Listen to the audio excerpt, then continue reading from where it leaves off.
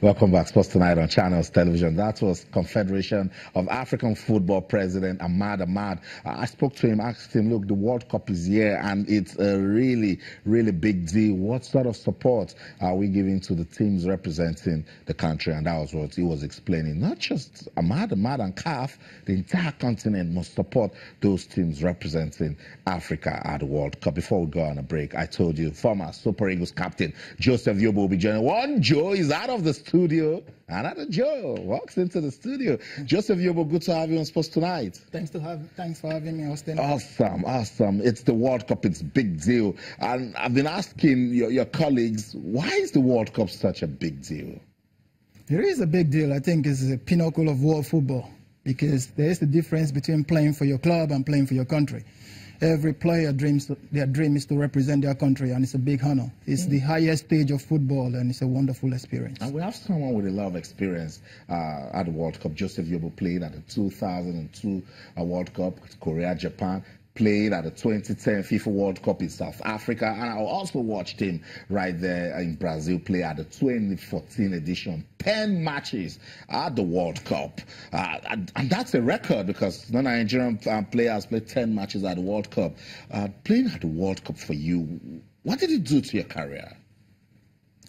I think it pushed me to the level where I wanted to be, especially my first World Cup. You know, I wanted to show the world my talent. It gave me a big exposure. The World Cup is the big platform to showcase your talent, and that's what I got. I think after the 2002 World Cup, people started knowing who Joseph Yobo is. And Joe, the World Cup, arguably the best, not even arguably, the best countries in the world at the World Cup. Ask Holland and Italy, they're still crying for missing out of the World Cup. And Nigeria will be there. With what you've seen of this team, are you confident that they can make the country smile?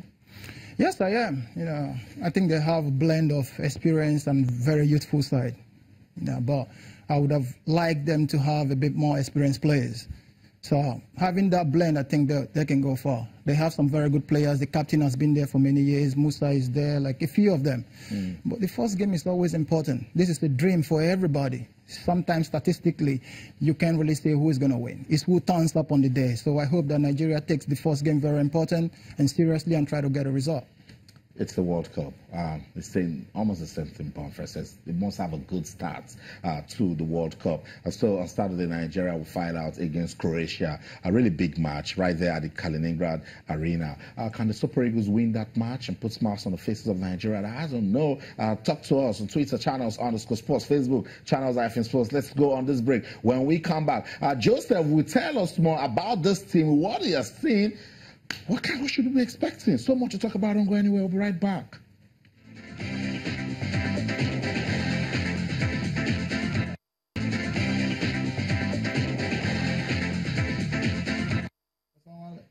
So that's it, Sports Tonight on Channels Television. Welcome back. We're taking a look at the 2018 FIFA World Cup, but the focus is on the Super Eagles of Nigeria. On Saturday, they will file out, representing over 150 million Nigerians. And you know, when it's football, it's one language, one love. Everybody come together. So hoping that the Super Eagles will give us a good start at the World Cup in Russia. Former Super Eagles captain Joseph Yobo is with us in the studio. Joseph, we've been talking about your World Cup experience, played at the 2002, 2010, and 2014 editions. But let's go back to 2002, your first World Cup experience. The team back then and the Super Eagles, what was it like?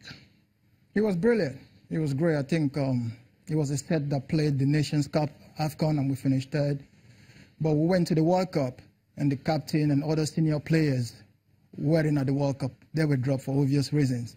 So at that point... What obvious reasons? Because we're hearing some slangs back then like mafia and cacos and all of that. So yeah, I think when a senior captain and a special player like Sunday List is dropped, you must have to, you know that something went wrong politically or whatever went wrong. But it wasn't good for the team because that was my first World Cup. But I went in and I have to shoulder a lot of responsibility as a young player, even though I was playing almost every game for the national team. So at that point there was a missing link. So we went to the World Cup without a full experienced team. And that affected us a little bit. But for players like me that came through, I was fearless. You know, it was a big stage that I wanted to be at.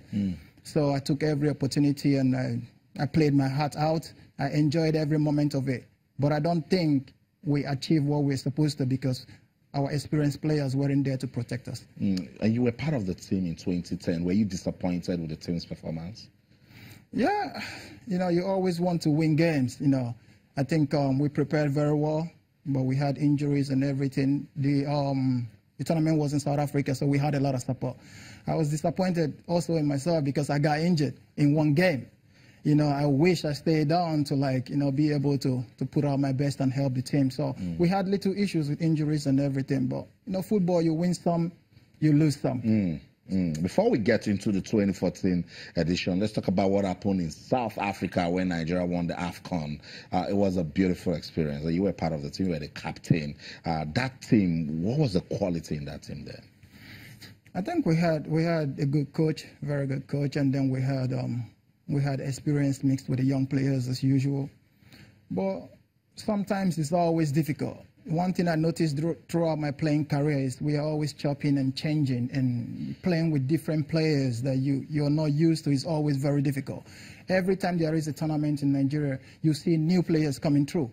They should come through in the friendly games. They should come through the preparatory stage, not at the big tournament, because if you have a squad, it's good for you. But if you have just 13, 14 players that are going to start the game, what happens to the bench? So I think there was that missing link as well. And I'm hoping that we'll learn from what has happened. And after the stage, this is also a very relatively young team. They need to keep them for a longer time. Yeah, but too late because the team has been picked and there's still some new players in it. But God bless his soul, Coach Stephen Keshi. How much value did he bring to the team in 2013 and 2014? I think it's a lot. He was a former player, former captain, and then when he became a coach, he has so much authority and presence with the team, and he was a very nice guy, So may his soul rest in peace, and he brought a lot to the team. It's sad the way he passed away, but his presence is always going to be missed. The big boss, we love you and we miss you so much. Let's talk about the World Cup in 2014 in Brazil. Nigerians had so much hope in the Super Eagles, and if you look at this this group where we belong, take Iran in 2014 to be Iceland in this 2018. Take Bosnia-Herzegovina to be Croatia. They will play the same kind of football. And let Argentina be Argentina. Okay. We didn't win against Iran. We won against Bosnia and lost against Argentina and qualified. So if you look at it very well, playing at that World Cup and now watching this one, what can you say to the team as they get ready on Saturday? I think it's same strategy. The first game is very crucial. The first game is going to set the pace because you don't want to go into your second game doing the calculating game, who wins this or who loses. So if you get a draw and you win your first game, I think that sets the tune for you, what you can achieve. So for me, the first game is always very important. Like you rightly said, 2014, we got 4 points. So we didn't lose our first 2 games and we lost to Argentina. But even Argentina, if you can have a good momentum from the beginning, they're beatable. But the only thing we have to do is when you play against Argentina, try and get the first goal because they always have a goal in them. So if you get the first goal, the worst that is going to happen is you take a draw out of the game because they will be jittery. Because you push them, and that's what happened in the friendly match. Yeah. That's what it was, the friendly match. We don't care. We've been there in the friendly match. That same 2014 against France, I was at the stadium. I thought Nigeria had a chance. What happened? Was it an experience again? Yeah, I think we thought we took the lead, but it wasn't given. So as the game goes down, they made some very intelligent changes, substitution. They had a strong bench, and that's what I was saying earlier, that the bench can win you a game, and we didn't have that. So inexperience also played in, and also lack of concentration. So they had an edge over us, but we dominated the first half of the game, but didn't get the result that we wanted. So Joseph, Bonfred told me that he can't see any style with this team because this match they're playing this formation, next match playing another formation. So with what you've seen, if you're to advise the technical crew, what sort of style suits the Super Eagles team?